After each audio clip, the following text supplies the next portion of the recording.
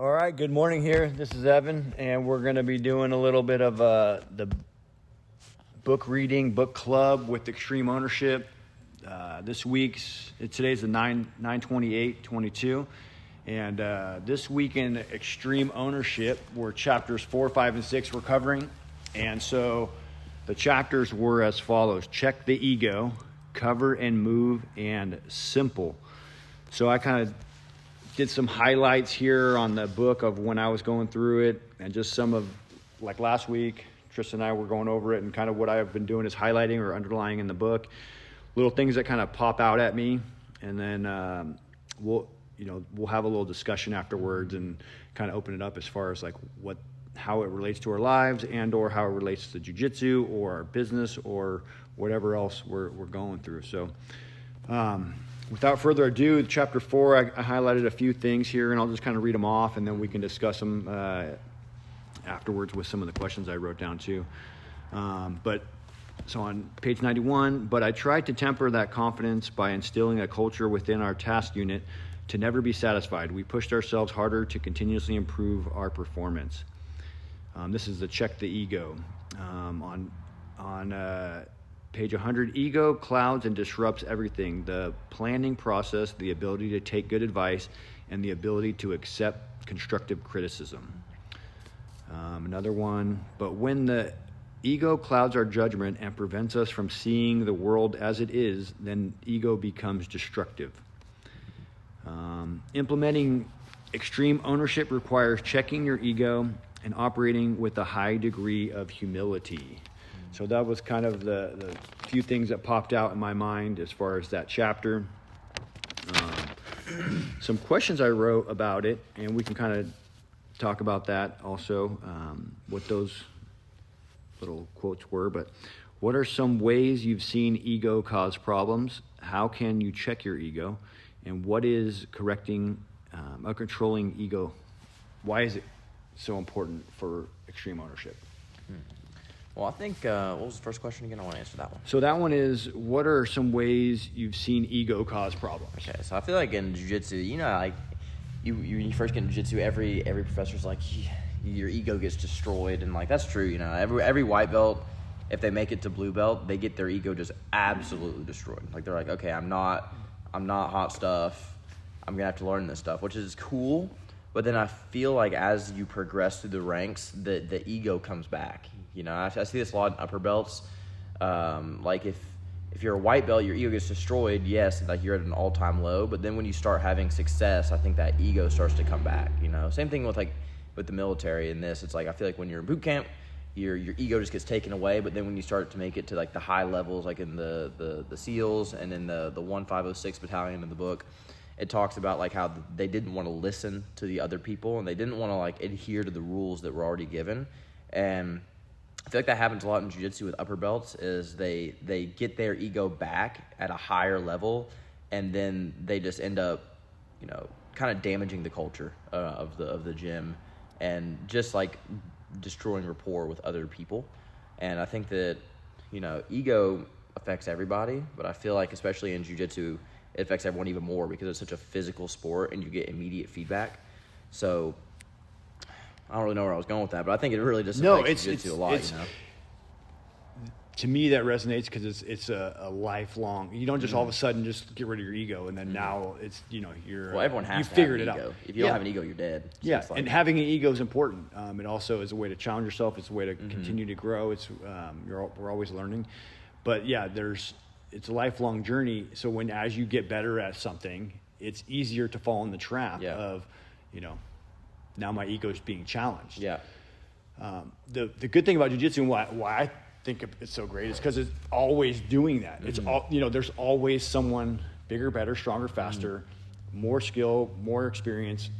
There's always someone to keep that ego in check. And the problem arises when you don't allow your ego to be checked.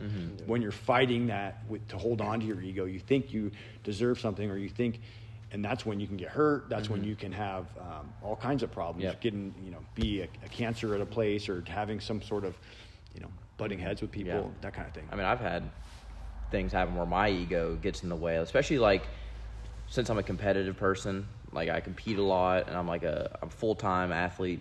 Like, if a person who doesn't train as much as me gets me in a tight submission out of nowhere, like, even if I'm technically better than them, in my head, I'm like, this shouldn't be happening.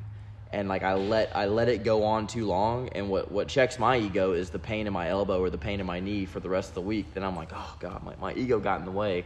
And it's like, you tell people not to have an ego, but then when it comes down to it, like, yours is the one that gets checked pretty much every session. It could be checked by a white belt. It could be checked by a world champion black belt. It doesn't matter who you are.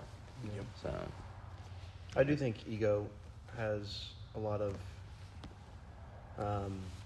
case where you can see in pretty much everything, especially I think when it comes to it's not just gyms, but anything like a workplace, gym in general, is that I feel like the ego of the environment you're in, whether it's again in one of those two places, is all brought about by who's ever leading the team, which is kind of bringing back to the whole extreme leadership. For example, like here at the gym, Joe, my dad, they do not care at all. They just they say, I am here to learn.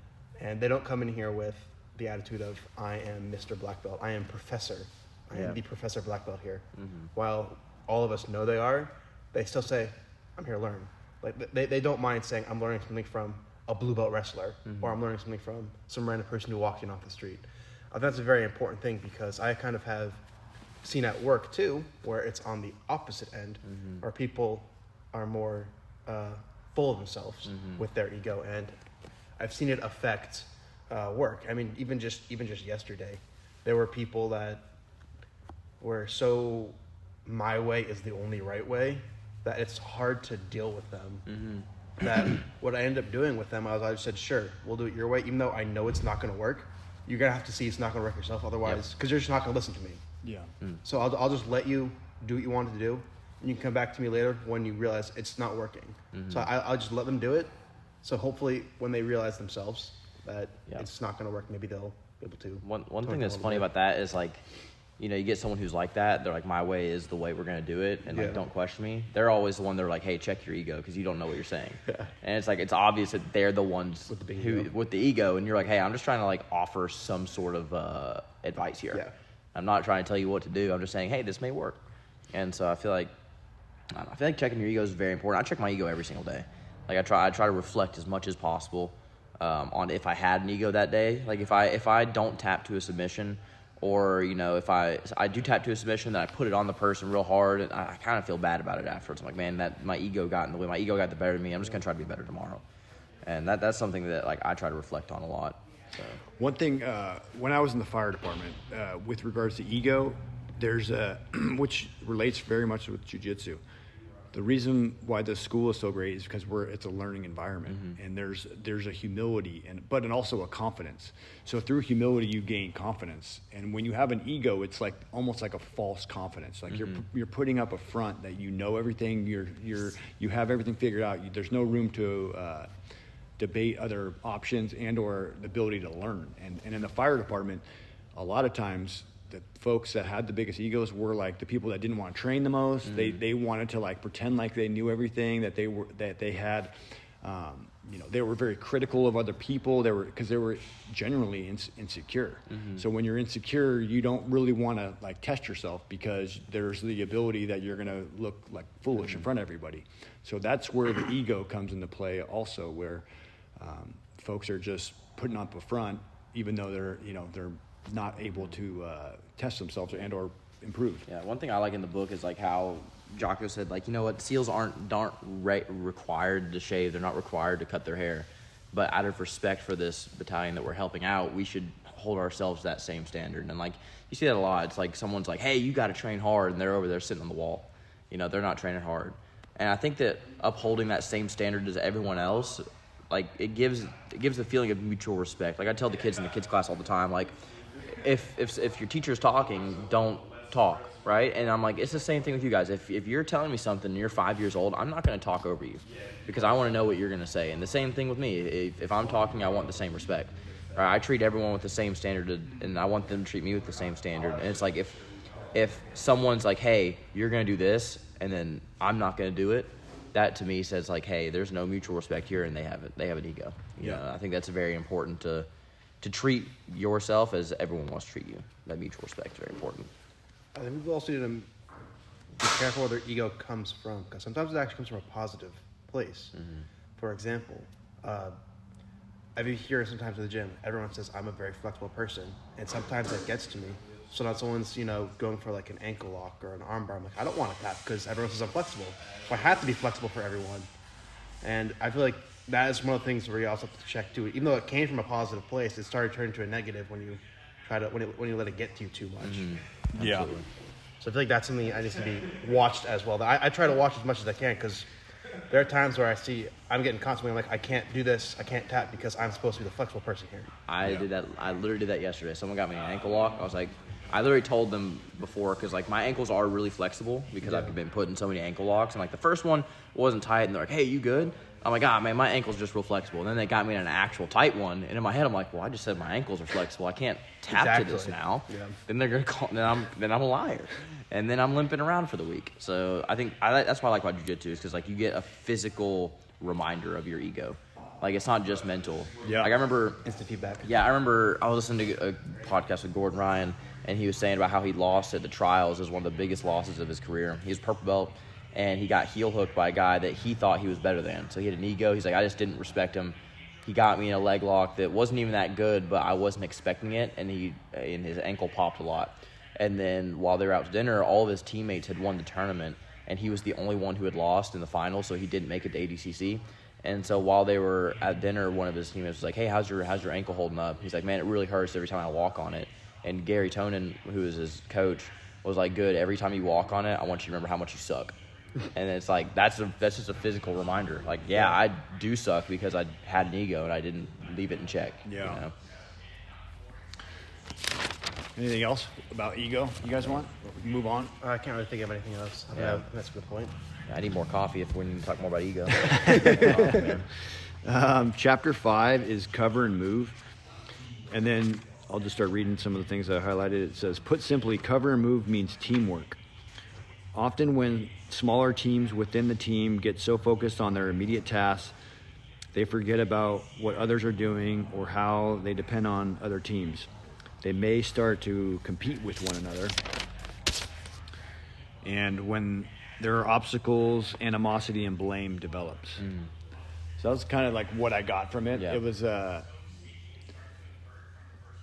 military side of it, but then they were talking about the business with regards to the smaller teams and the breaking out, and when you're working for the same company, and that they were using an example where they're working, relying on each other. They were just placing blame. One of the managers was saying, "Hey, why isn't this product coming in on time? Like, it's your guys' fault." And so that's so easy to do because it's another company, even though it's under the same umbrella, but it's like the exact opposite of extreme ownership. It's like, how can I help fix this problem? I'm owning the fact that we're not getting our product out because we're not receiving it right. Like, how do we develop a system that's better? And so it's really the proactive part of it. Yeah, one thing about teamwork that I really try to think about a lot, I've been thinking about a lot more, is like jiu-jitsu is a 1 versus 1, sort of situation. Like, if I slap on someone, it's okay. It's your jiu-jitsu versus mine. And a lot of time, like, if the other person gets the better of me, I'm always like, oh man, like, they beat me. I gotta give it to them 110% now so I can beat them.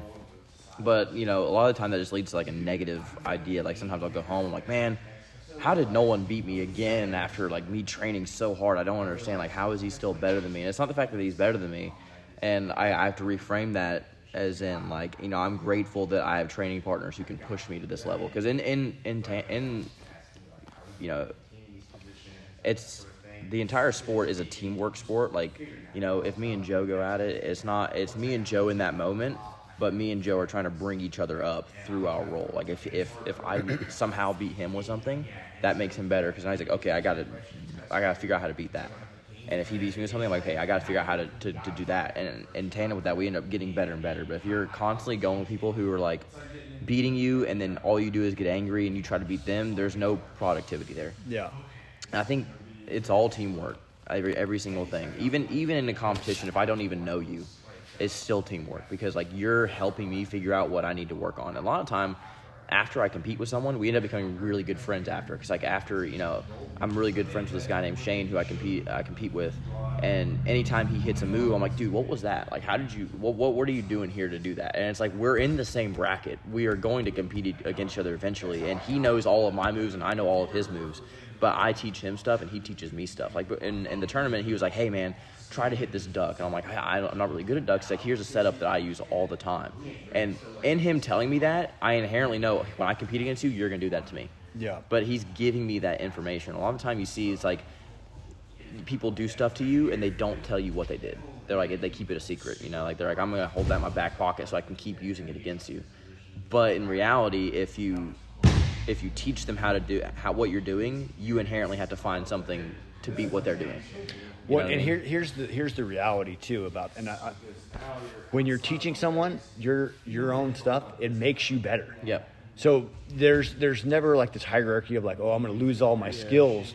It's like, no, I'm in a position where I have a little bit of knowledge in this one topic, and by me sharing it, it actually reinforces my learning of that, and and I open it and I can look at different angles, and the way they're asking questions about it makes me have a better understanding. So it's not like they're equal right then or passing you that you have to worry about. It's like, no, like you said, the teamwork part is everyone is always contributing, and like I like the thing, iron sharpens iron. Yep. Like I like to push myself. And I tell this to the kids, and you say it to the kids' classes too. It's like you're never competing. I mean, even though you're competing against someone else, you're really competing against yourself. Yeah. And you're the version of you that was before. Mm-hmm. And it's hard to know when all of the boats are rising, especially in a gym or at work or whatever. Like everyone's getting better, and like so it's like it's really hard to judge where you're at. Yeah. And then you go to another gym, or you experience someone new, or you have some other environment, and it's like, well, I'm way better than I used to be. Yeah. I have all these other things that I know. And that relates to jiu-jitsu, that relates to business, to home life. I mean, that's the thing about blaming. You want to have issues in your marriage. It's really easy to start blaming your wife for things, right? And hey, I'm responsible for these tasks, and how come you're not doing that? It's like, well, did you ask about like the rest of her day? What happened? All these things. Are you perfect yourself? I mean, these are all ways to deal with that. Yeah, so I think it's pretty interesting how big teamwork is in individual sports. Mm-hmm. Before jiu-jitsu, I came from swimming. I swam at the collegiate level, and practice wasn't just getting in the pool and swimming laps. Practice was coming 30 minutes earlier, hanging out with everyone having fun with each other, and then getting in the pool.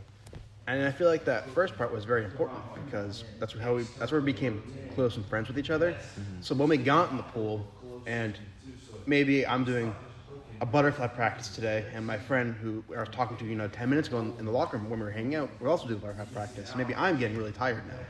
I'm like, I don't want to do this anymore. I'm tired. I'm getting sore.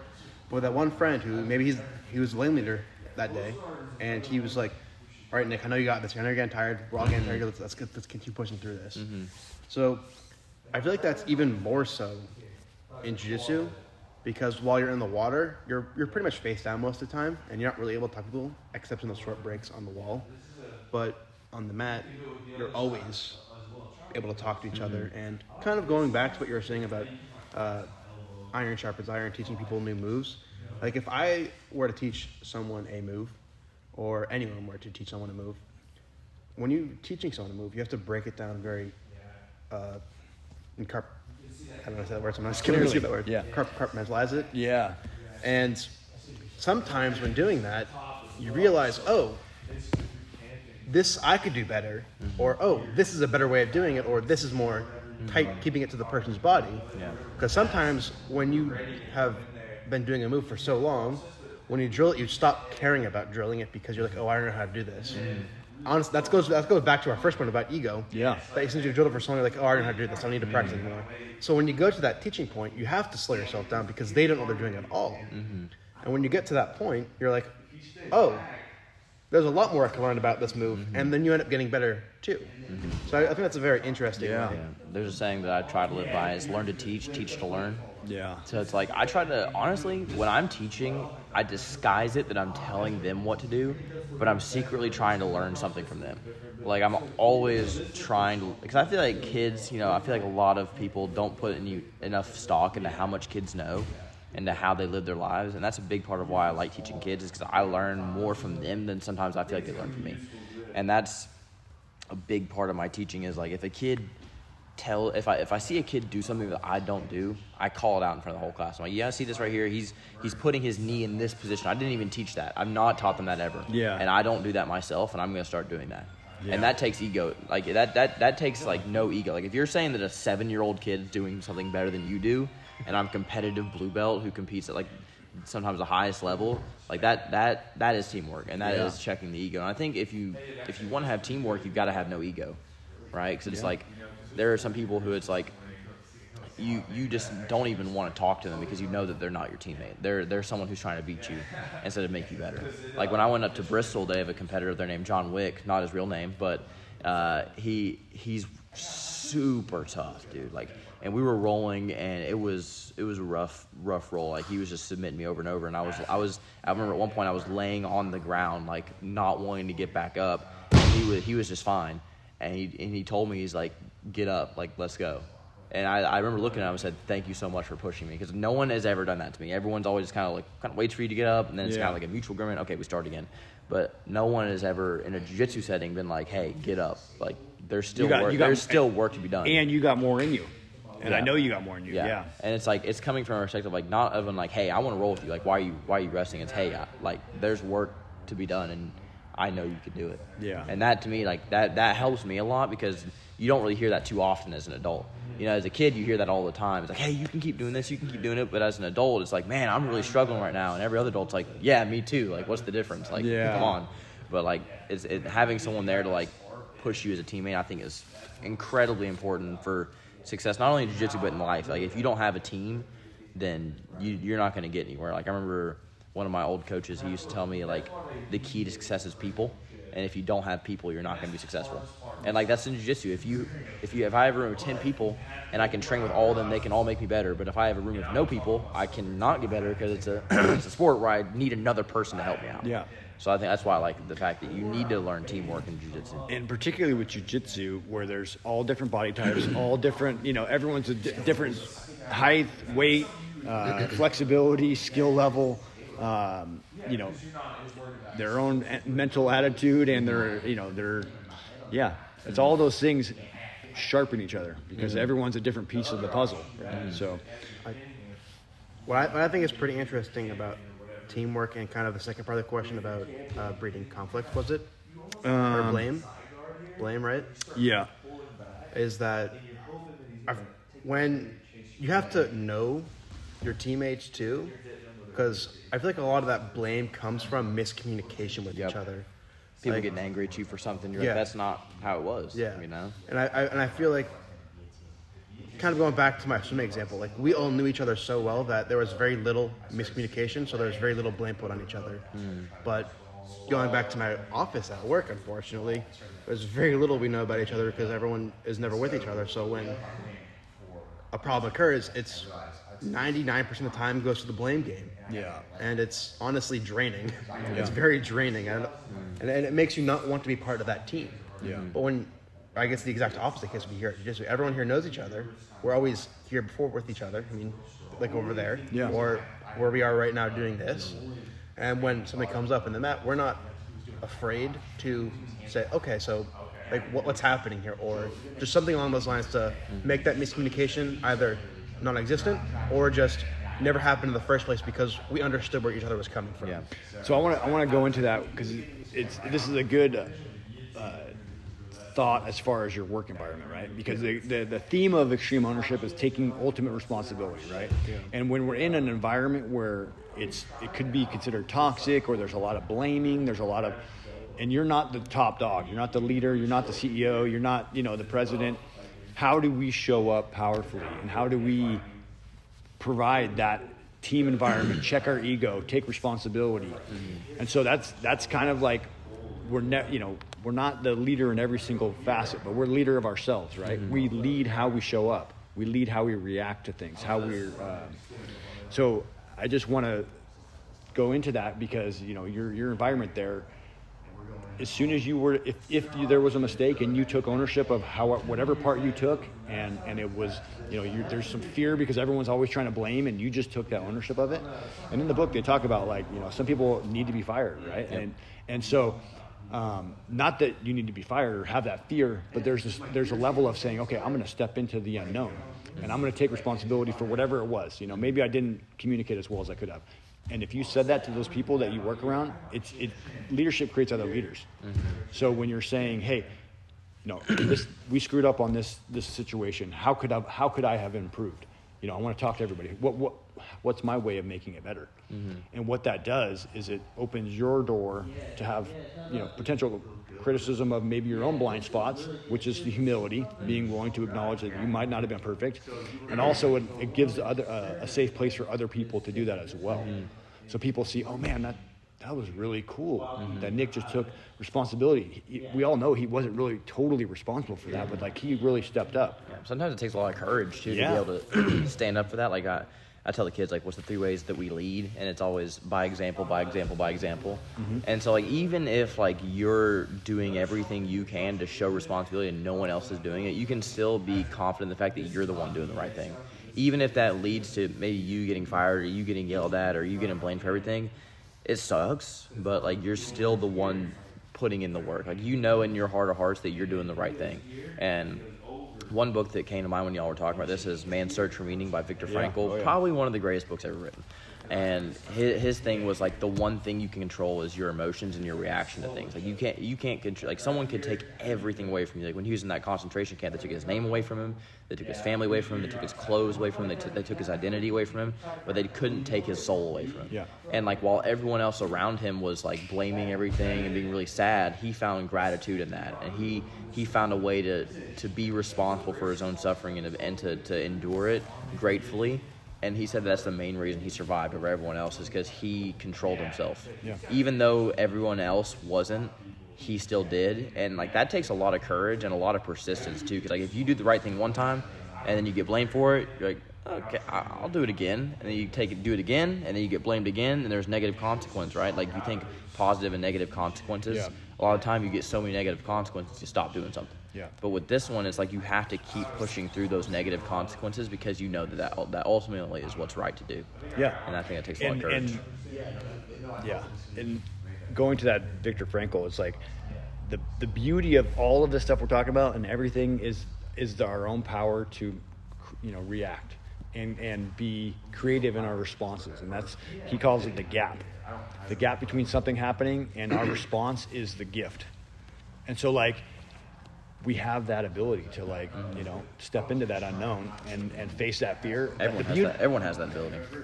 Most people in jiu-jitsu are facing a fear of some sort, right? And every day you show up, there's a level of some fear. I mean, I hope I don't get hurt today, or it's just having something, along those lines. And so we're all stepping into that courage pretty regularly. So we're, that translates into the rest of our world as well. Mm-hmm. If you got that guy who is gonna submit you 10 times in a roll and you see them walk in, that's fear. And then when you go out and you deal with someone who's hard to deal with, you're well, I just had someone strangle me 10 times today. This is nothing compared to that. Exactly. So I think that's why I like jiu-jitsu, because it's so much hard. Your body is going through so much stress,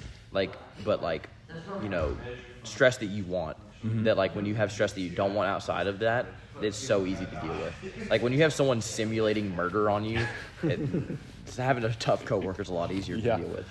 Absolutely. What I think is nice about jiu-jitsu compared to a work environment is that when dealing, I don't know how to word this correctly, but kind of going off what you were saying is jiu-jitsu has the both physical and mental aspect of stress, and it's a lot easier to. I feel I don't want to say it's a lot easier to overcome in jiu-jitsu, but it's a lot easier to overcome in jiu-jitsu when you're all at the same level. Because, for example, again, bringing it back to where I'm at work, I am the biggest grunt there. I'm the newest person. Mm-hmm. Everyone who's at my work has been there for 10 plus years, and I've not been there for 10 plus years. Yeah. And one of the biggest problems that I face there is that because of a lot of disorganization in the office, which is because the person who's supposed to lead us isn't at the office for more than like 30 minutes a day. Mm-hmm. So there's not a lot of stuff that's happening like that. So when I'm given tasks, it's actually given from 6 or 7 different people. Playing and telephone. They don't interact with each other. So what ends up happening is sometimes someone gives me a task and they say it's a high priority that I have to do now. So I end up doing it, and then the people who give me the other tasks are like, what the heck's wrong with you? Why didn't you complete on time? And then I just say, hey, this person said the task is 100% need to be done right now. And then they still put the blame on me, and I'm like, I just did my best, man. I'm just doing, like the email said this is high priority, needs to be done now. And it sometimes can be a pain because, I mean, it's happened a few times. So pretty much, how do I say this?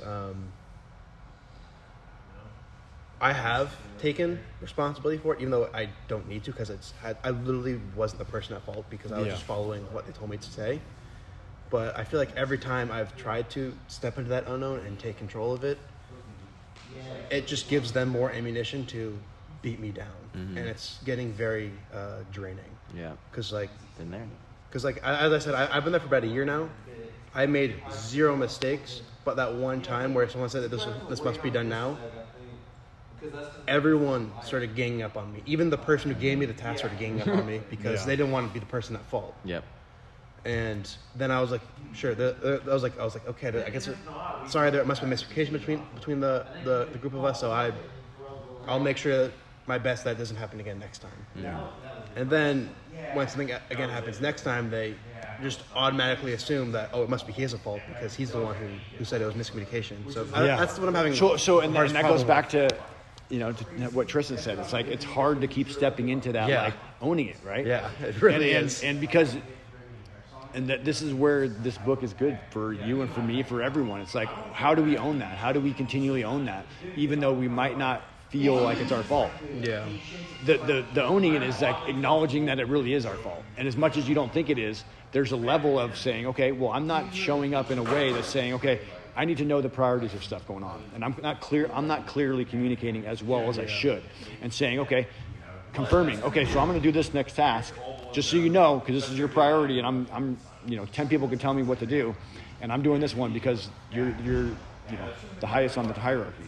Yeah. And so there's a level of really, it's challenging. I mean, the business world, the office world, it can be very, very challenging. You have a lot of egos there. Yes, there is. Being low on the totem pole is a challenge, but staying humble, staying hungry, being teachable, and like. Those are all skills that allow you to be a good team member, to check your ego, not point blame. Yeah, think about it. They were probably at that spot at one point too. It's like they were a white belt, right? And then when they start getting higher on the totem pole, that's when the ego comes back, like I was saying earlier. Yeah. Like the boss is the one who has the biggest ego because he came from nothing. Yep. Or so we think. He may have just become a boss out of nowhere because he had some friends in high places. This is a great recording right now. We have the garbage can. The garbage can. We got people drilling over there. Great stuff. Yeah, I love it. Ambiance. Background noise. This is jiu-jitsu, baby. BGM. Yeah. All right, so I think we covered that. We covered the questions that I had in here. So number 6 or chapter 6 is simple. So we'll talk about that. On page 140, I wrote, if your team doesn't get it, you have not kept things simple and you have failed. You must brief to ensure the lowest common denominator of the team understands. If the plan is simple enough, everyone understands it, which means each person can rapidly adjust and modify what he or she is doing. So that's kind of a segue into what you're just dealing with. So like owning the fact that the communication isn't super clear between who you report to and or who you the priority of your tasks that you're supposed to accomplish and the order, and that's where you can take ownership of saying, okay, Bob sent me an email, it needed to be done right away, and then Sue sent me one, and then someone else. Who do I really fall under? Like who if everyone throws it, I have to do it right away. How do I proceed? And I'm going to do the best I can, but I'm going to communicate with everybody. Just so you know, Bob sent me this email, you sent me this, and so did John, and here's how I'm going to attack it. That's the communication loop of saying, and then they have an issue with that and say, okay, run it up the chain, because I'm just doing the best I can. So I need to like have an order in which I deal with these things. That's how you know, as a possibility, that's a way to improve the communication of just being really forthcoming and being honest about it. Who's sending you your to-do list. One thing when I teach kids classes, because this is something that's like you can't, like, don't get mad at someone for not understanding something you said, right? Like when I teach people how to teach, the first thing I say is never get frustrated, because number one, the parent's paying you to teach their kid. This kid's 7 years old, 8 years old, 9 years old. They have no clue what this sport is or what you're doing. So if you're explaining it to them and they don't understand it, that's not because they're not listening. It's because you didn't explain it the right way. That's why, like, when a kid, like, if I'm teaching a new move and a kid's not doing it right, I never get frustrated. And instead, I check for one thing, and that's if they're putting effort in. If they're putting effort in, I don't care if they're doing it wrong. It's when they're not. It's when they're obviously not focused, or they weren't focused whenever I was doing the technique. That's why they're not understanding it, right? And if they're putting effort in, we can change the technique if they're putting effort in. Like, everyone can do that. But if you're not focused, you're not going to understand it. You're not going to put the effort in. So, like, if a kid's putting effort in and they're not doing it, I will always praise them for that. Like, they could do the worst double leg takedown of all time. If they get the person's butt to the mat, that's a high five. Like, that, okay, you took them down. That's all I need. Now this time, keep your head up. Okay, now the first time they didn't keep their head up. Okay, hey, yeah, really try to keep your head up this time. Even if their head barely moves up, hey, dude, great job. Thank you for listening. And, like, even when I'm explaining a technique, I'll look at everyone, I'll make sure they're focused, and I'll do it like 6 times. And then I'll be like, does anyone want to see it one more time? And a lot of times kids don't want to raise their hand. They're like, oh, I got it. And then when that one person raises their hand and say, hey, I want to see it again, I always thank that person. I'm like, hey, you know what? I really appreciate you raising your hand. Thank you for telling me you don't understand this. And I'll do it again, and I'll explain it in better detail. Because that one person that raised their hand, there's probably 5 other kids that wanted to raise their hand. So that's the way I think about it, is like, as a teacher, the onus is on me to make sure they understand it. Like, they're kids. Yeah. A lot of the time, they're coming from school, which has gotten a lot heavier after COVID and schoolwork. They're basically brain dead by the time they come in here. Yeah. So it's like, it's my job to make sure they understand something and make sure that they want to understand it. And so this chapter is simple, right? And it talks about, like, overcomplicated missions and overcomplicated everything, right? And that can go to jiu-jitsu too. Jiu-jitsu is the most overcomplicated sport of all time. It can get really complicated, but it's also very, very simple in a lot of ways. Like, I lose sleep sometimes over how complicated this is. Like, because I think about jiu-jitsu 24/7. It's a bad habit of mine, and I'll journal about systems in my head. I'm like, okay, from guard, I pull into this guard. Okay, they give me this reaction, I do this. They give me this reaction, I do this. Okay, my goal is to get here, but if this happens, I need to go here. So now from this thing, I need to learn this, and this, but I also need to focus on this. And it's a huge rabbit hole that you can go down, an infinite rabbit hole, and that can lead to a lot of overthinking. Because I'm a chronic overthinker. So, but Socrates said the ultimate complexity is simplicity, right? And it's like, when you see Joe do something, it's like, it's so advanced, but it's so simple at the same time. Like, he'll hit me with the same move over and over. I defend that move. Okay, now it's time to move to the next one. He's always thinking about what he's doing right now versus like what he's going to do 10 steps from now. Yeah. And it just takes time, because I think everything's complex if you think about it. Like, language itself, like learning language, the fact that we can even do that is complex, but it's so simple. Like, and being able to convey ideas like a teacher, like I was just saying, it's complex, but ultimately it's very simple. You have to be able to break down how complex it is into how simple it is. Yeah. And that's like, I think that's the hardest thing to do, especially for this sport. You know, for a lot of other sports, again, I didn't play very many sports growing up, so harsh generalization here, but I feel like a lot of other sports are relatively simple compared to this one, because there's an infinite amount of avenues that you can go down, from top, bottom, standing, pin escape, submissions. There's so much stuff, and a lot of time you can start getting overstimulated by that. Yeah. And I think that as a teacher, my goal is to make sure that the children don't get overstimulated, and they just understand, hey, if this happens, I do this. If this happens, I do that, and that's it. And then we'll start to break it down further if we get past that, you know? I kind of have 2 points that I can kind of pull off of that, language and jiu-jitsu. So I've been learning Japanese for the past 2.5, almost 3 years. I want to know Japanese. It's fantastic. I want to know Japanese so bad. But I think I was overthinking it too when you think about it, when you're talking about there, how you can go infinite different avenues. For the first year and a half-ish, I focused so much on the complex grammar, all the grammar, getting all the stuff down, that I realized by the time after that year and a half, You don't know anything. I know, like, hello and goodbye, because I was so focused on learning everything else about this complex grammar that I didn't focus at all on the vocabulary. And it's the simple fact that I could have just read flashcards. I would have been better off than I am now. Because, like, sure, I can tell you, like, some, like, high school or collegiate level grammar, but I can't tell you how to use it because I don't know the words to use it with. And then that's kind of like my language connection there. But then for jiu-jitsu, I mean, back when I was training at Bernardo Faria, he always said he only knew 11 moves, and he only did those 11 moves because he said he was too stupid to do 12. I'm gonna steal that. I need to find 11 moves that I need to do. Yeah, I like that. That's gonna help me over. He said he was too stupid. Like, he was obviously joking, but that he was too stupid to do 12 because, and these 11 moves weren't, you know, barambolos. They weren't these fancy moves that everyone loves seeing. But it's like, you know, over underpass. It's passing the guard. It's very simple moves, but he does them so well that no matter how good you are, you can't block them. Yeah. Yep. And that's kind of, I guess, bringing back to the end of the chapter and kind of being a leader. Since he was leader for gym, he was able to very simply teach us those moves. Yeah. And everyone at the gym got extremely good at those 11 moves because he loves teaching them, and he knew how to teach them very well, and how to teach them very simply too, because he's been doing it for so long. The fire department called it KISS, keep it simple, stupid. Yep. Or keep it stupid simple. Keep it stupid. Yeah, I like that too. Yeah, that's why I heard. I like KISS. that one too. And like that goes back to the Jackie Chan. You know, he fears the man who he doesn't fear the man who knows 1,000 punches and practices them once. He fears the man who's, you know, practices one punch. Bruce Lee? Yeah. Not Jackie Chan. They're the same I said person, Jackie right? Chan. Yeah. Bruce More or Lee. less that Bruce person. Lee. Cultural appropriation. Yeah. Cultural appropriation. I did read that book about Bruce Lee. I should know that. Yeah. They're both great martial artists. They are. I'm sure Jackie Chan practiced one kick 10,000 times. 10,000 times. Probably 100,000. Oh, yeah. Million. All those stunt movies he did, man. He was his own stunt double. Yeah, I know. He was his own stunt double in every movie. He had to keep it simple. So I have.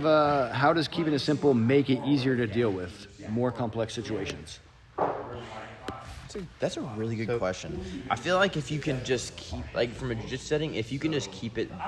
I try to do it in computer programming terms. My dad's a computer programmer, big philosophy guy. So I try to do if-then statements. So, like, if they do this, then I do this. If they do this, then I do this. But there can also be rabbit hole because there's an infinite number of things they can do. So there's an infinite number of if-then statements, right? So I try to keep it, like, Joe does a very good job of keeping it simple. Like, if they're tall posture, do this. If they're low posture, do this. And it's just that simple. Nice. And then you can progress down. And I think that if you have, like, a couple of principles, a couple of rules that you can follow in given situations, you can just fall back onto those rules. Like always falling back. Yeah, one that I try to use all the time. I've not done a great job of it in the past, but, like, would your grandma be happy at you doing this move? Or would your grandma be happy or proud of you for doing whatever you're about to do? Wow. Like, if I'm about to steal a thing of cookies because I'm hungry, you know, grandma ain't gonna be happy about that. Yeah. But if I help someone do something, grandma would be happy about that. And that's a very simple thing. And, like, you know, the southern version is, what would Jesus do? But, you know, I'm not the most religious guy, so I just use grandma instead. So I like that. What I think about this is that keeping it simple can also get sometimes complex. Because sometimes people want to keep it so down low. Yeah, they don't like learn. That they're trying to keep it so simple they actually don't explain it. Yep. Which adds confusion. Yeah, So just I think like knee here, pass. Yes. Like, that's not actually how it goes, but all right, I'll go with it, man. But what I think too is pretty interesting is that I think of almost I have similar thoughts about a program, but I think of it more as like a mechanical. Like a mechanical engineer would about, like, gears and stuff. If you had too many gears to a machine, it stresses out and stops functioning. It doesn't work anymore. And I guess going back to your topic of if-then statements, has he told what recursion is? So recursion is an if-then statement looping back to the top and then continuously going through that loop. So it's That changed my life just now.